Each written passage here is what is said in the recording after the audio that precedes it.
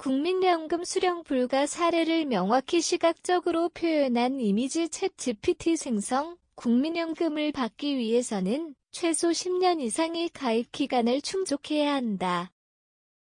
하지만 국민연금에 가입한 후 중간에 납부를 중단하거나 불규칙적으로 납부하여 10년을 채우지 못하면 연금을 받을 자격을 상실할 수 있다.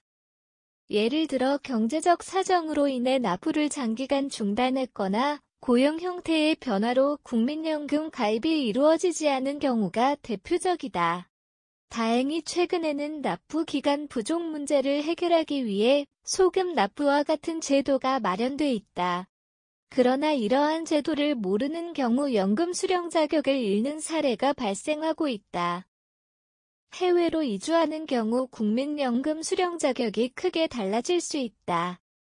특히 우리나라와 국민연금 협정을 체결하지 않은 국가로 이주하면 연금 수령이 어려울 수 있다. 협정이 없는 국가의 경우 국민연금 납부 기간이 합산되지 않으며 이로 인해 연금 수령 요건인 10년을 채우지 못하는 사례가 있다. 예를 들어 미국, 독일 등 협정국에 거주하는 경우에는 납부 기간이 상호 인정되지만 협정이 없는 국가로 이주하면 불이익을 받을 우려가 크다. 이러한 문제를 방지하려면 이주 전에 협정 여부를 확인하고 대안을 마련하는 것이 중요하다. 국민연금법에 따르면 수령 대상자가 중대한 범죄를 저지르거나 공공질서를 해친 경우 연금 지급이 제한될 수 있다. 예컨대 고의로 국민연금 재정에 피해를 입히거나 부정한 방법으로 연금을 수급받으려 한 경우에는 자격 박탈이나 수령 중단 조치가 취해진다. 최근 부정수급 사례가 늘어나며 국민연금관리공단은 이러한 규정을 엄격히 적용하고 있다.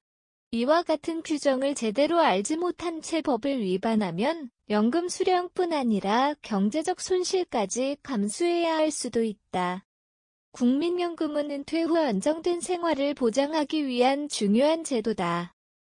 하지만 수령 조건을 충분히 이해하지 못하거나 규정을 간과하면 예상치 못한 문제가 발생할 수 있다.